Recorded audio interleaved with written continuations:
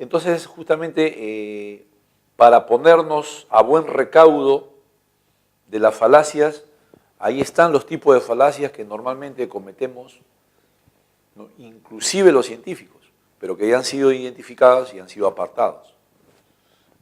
Pero por lo general esas falacias provienen del mundo, no de la vida.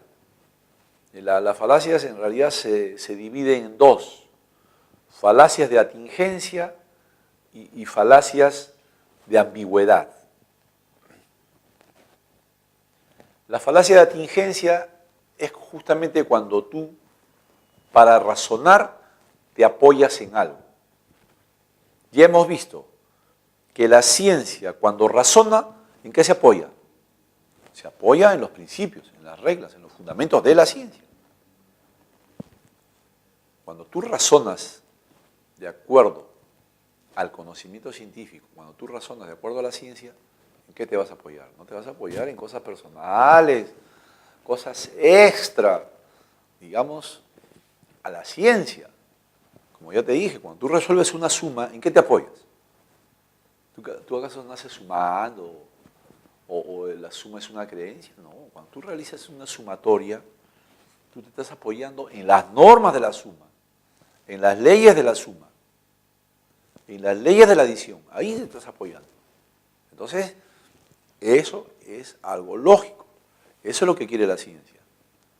Que cuando tú razones, argumentes o investigues o tienes una teoría, una argumentación, te apoyes en los conocimientos válidos, en los conocimientos que ya han sido aceptados como válidos. Y solamente ellos, esos conocimientos le van a dar validez a tu razonamiento o a tu producto científico.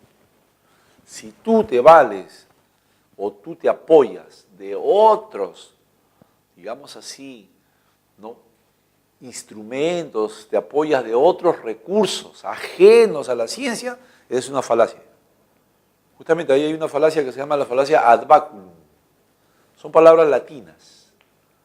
La falacia ad baculum consiste en que hay personas que para darle fuerza a un razonamiento se apoyan en la autoridad, en la amenaza, en la coacción, ¿no? O sea, es como decir, para darle validez o para darle fuerza o para hacernos creer que es verdadero su argumento, se valen de otros poderes, ¿no?, de otros recursos de la autoridad, el miedo. Es como que yo te diga, mira, tienes que portarte bien porque si no Dios te va a castigar.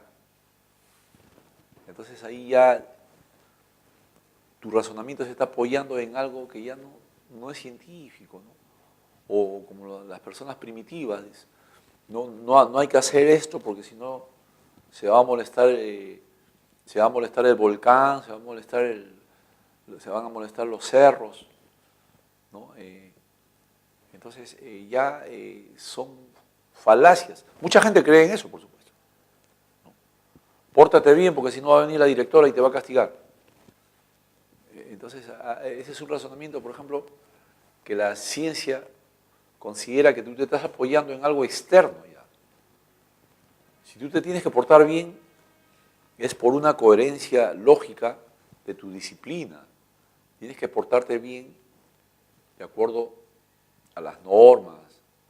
Tu comportamiento tendría que ser bueno porque tú observas las normas, pero no por una amenaza, no porque hay una autoridad o no por temor. Entonces, eso ya, pero eso en la calle funciona, por supuesto. Desde pequeñitos nos dicen, toma toda la sopa, si no viene el cuco. Entonces, ya ves, el ser humano está acostumbrado a ese tipo de razonamientos, pero para la ciencia son falacias. Porque, ¿no?, es como decir, tu razonamiento se está apoyando en cosas externas. También hay otra falacia llamada la falacia, ¿no?, ad ignorantiam. Es cuando tú dices algo, pero te apoyas en algo desconocido. Es como decir, tú puedes decir, aquí debajo en este terreno hay oro, ¿Por qué afirmas eso? Porque nadie ha escarbado ahí. Debe haber oro, pues, porque nadie ha escarbado ahí para decir no hay oro. Probablemente hay, como esas personas que dicen aquí abajo debe haber un entierro. ¿Por qué? No sé, porque como nadie ha escarbado ahí, posiblemente haya. El ser humano es así, el ser humano crea cosas de lo desconocido. Aquí en la PRE, por ejemplo, era clásico el ejemplo, en la PRE San Marco era clásico el ejemplo de la casa Matusita. Dice, en la casa Matusita hay fantasmas. ¿Por qué? Porque hace 50 años que nadie ingresa ahí. Y como nadie ingresa ahí, no se sabe lo que hay. La gente empieza a ver visiones, creo, ahí. Dice, sí, deben haber fantasmas ahí. Porque nadie ha ingresado ahí hace años. Entonces, más o menos, la gente empieza a razonar así, ¿no? Pero, digamos que estos son ejemplos simples, pero esos ejemplos también pueden ser más sofisticados ya en la ciencia. Esos ejemplos pueden ser ya inclusive en el campo de la física, la química, en el campo de la astronomía. Tú puedes decir, hay un planeta más allá. ¿Por qué? Porque como no podemos llegar ahí, debe haber planetas allá, pues. Entonces, por ejemplo, ahí ya vienen todas esas falacias, ¿no? Que la ciencia tiene mucho cuidado en no ponerlas en práctica o, digamos, incluirlas. Otra falacia también es la falacia ad populum. Esa falacia es muy, digamos, cometida cuando la gente apela al pueblo. El pueblo lo quiere, el pueblo lo dice, el pueblo lo exige, la Constitución tiene que ser cambiada porque el pueblo lo pide. Esa falacia la utilizan mucho los políticos, ¿no? Cuando hacen discursos, dice el Perú es más grande que sus problemas, el Perú tiene que salir adelante porque es un país milenario. Entonces empiezan a apelar, empiezan a hacer atingencias a factores ya bien metafísicos, históricos, patrióticos, que como vuelvo a repetir, es una falacia porque, claro, a la gente le impacta, a la gente la convence, a la gente, digamos, la entusiasma, porque, claro, parece verdad, somos grandes, el Perú más grande que su problema, pero según la ciencia no, según la ciencia política, si nosotros tenemos que ver los problemas del Perú, hay que verlos de acuerdo a los análisis científicos, hay que ver los problemas del Perú de acuerdo a diagnósticos, a interpretaciones válidas, con alguna teoría científica. Tú no puedes hacer afirmaciones de la sociedad así libremente, y ya caes en falacias. Todas las cosas del mundo se analizan con teorías científicas. Para todas las cosas del mundo hay métodos. ¿Quieres estudiar la familia? Hay métodos para estudiar la familia. ¿Quieres estudiar el arte? También hay métodos para estudiar el arte. ¿Quieres estudiar la economía? Hay métodos para estudiar la economía. No puedes empezar a hacer discursos o peroratas así libremente, porque si no te vas a llenar de falacias. Vuelvo a repetir, en el mundo de la vida eso funciona. Los políticos ganan adeptos a punta de falacias. Y eso funciona bien en la calle, pero en la ciencia no. La ciencia trata de que todo lo que tus razonamientos sean de acuerdo a una coherencia lógica. Y también hay otra falacia que se llama la falacia ad misericordiam, que es la más fácil de darse cuenta. Ad misericordiam quiere decir que cuando tú razonas, quieres imponer una idea, pero basándote en qué?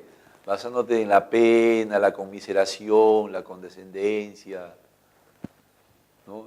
Por ejemplo, el problema del indulto, ahí hay un gran problema, porque tú dices, los ancianitos deberían salir de la cárcel, pero si tú, ¿no?, empiezas a razonar de acuerdo a tus sentimientos, entonces ¿cómo sería? Ya no habría lógica, ¿no?, en la ley jurídica, ya no habría lógica en la justicia, ya todo quedaría a expensas de los sentimientos, y entonces ya no habría una lógica, una coherencia, una validez, porque entonces habría que juzgar a la persona según el sentimiento. Mira, pobrecito, este señor ha robado pero tiene 8 hijos, hay que liberarlo para que no sufran sus hijos. Si tú razonas así, lamentablemente estás yendo contra la ciencia jurídica, que también es lógica. Entonces, no se puede ir con la ciencia lógica jurídica, porque todos los códigos jurídicos también son lógicos. Por eso que algunos fallos de algunos jueces a veces nos sorprenden. Pero el juez que dice, no, yo he seguido todos los procedimientos jurídicos. Que los resultados no te gusten, ya ese es un problema de tus sentimientos ya. Pero yo he seguido todos los pasos ajustados a ley, así. Ellos dicen así. Y en cierto sentido hay que confiar en eso.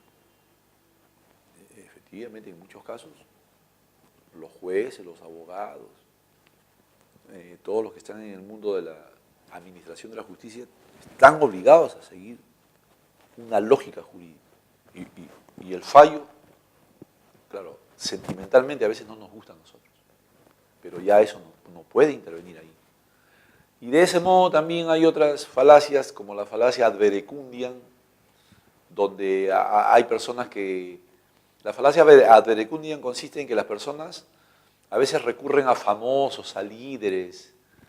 La falacia ad verecundiam, a veces las personas razonan apoyándose en lo que dijeron algunos filósofos, escritores famosos, matemáticos famosos, inclusive hasta deportistas o actores de cine famosos, o premios Nobel famosos. Y eso también, si bien es cierto, la ciencia tiene que citar a algunos filósofos, no se puede hacer de manera muy libre. Y también está la falacia ad hominem.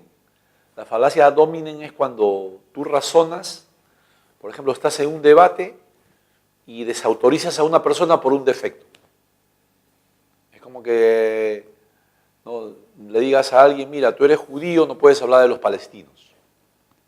O tú has sido dictador, no puedes hablar de democracia.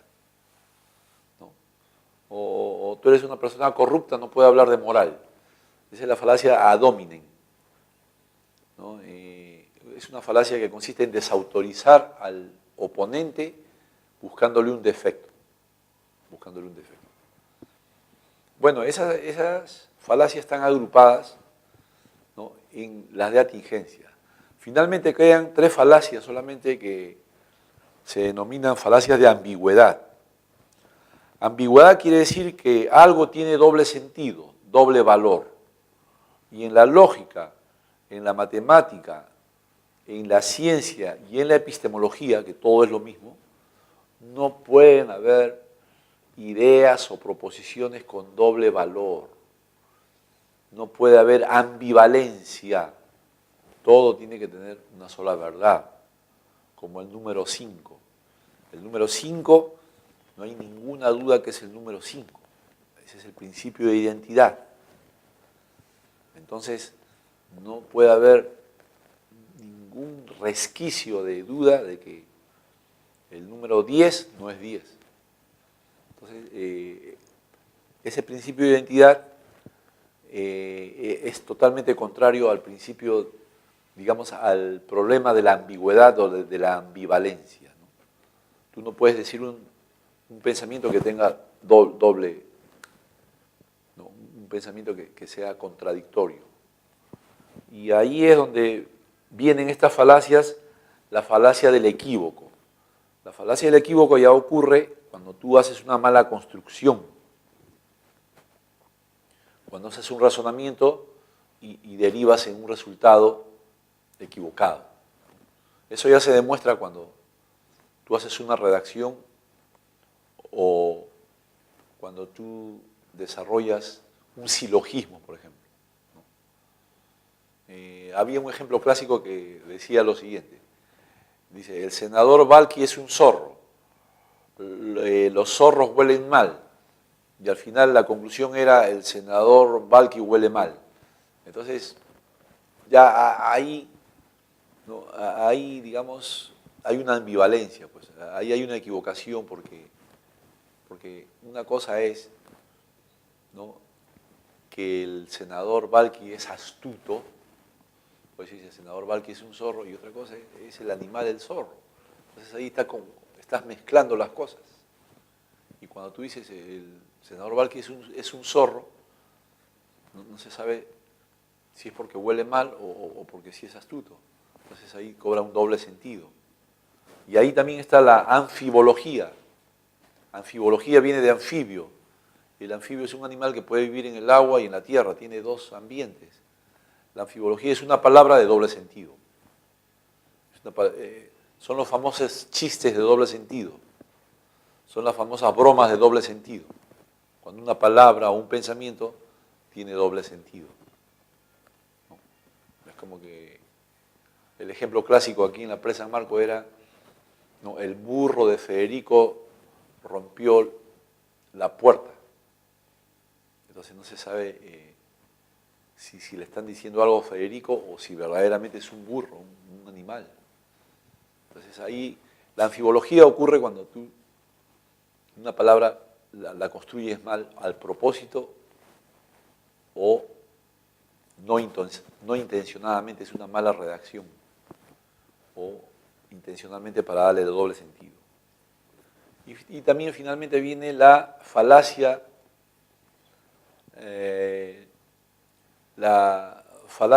de énfasis. Eso ocurre cuando, no sé si ustedes han visto los periódicos, ¿no?, sale un título, pero la consecuencia es otra. A veces los periódicos titulan así, se salió al mar. Entonces uno compra el periódico inmediatamente para ver dónde, ¿no?, dónde ha habido una catástrofe, un tsunami, dónde ha habido, pues, dónde se ha hundido en el agua una ciudad o qué. Y cuando uno compra el periódico, abajo ve, ¿no?, en realidad dice, un fuerte oleaje golpeó las costas del puerto de Pimentel. Entonces, digamos que te impresiona una frase, pero la consecuencia es otra, ¿no?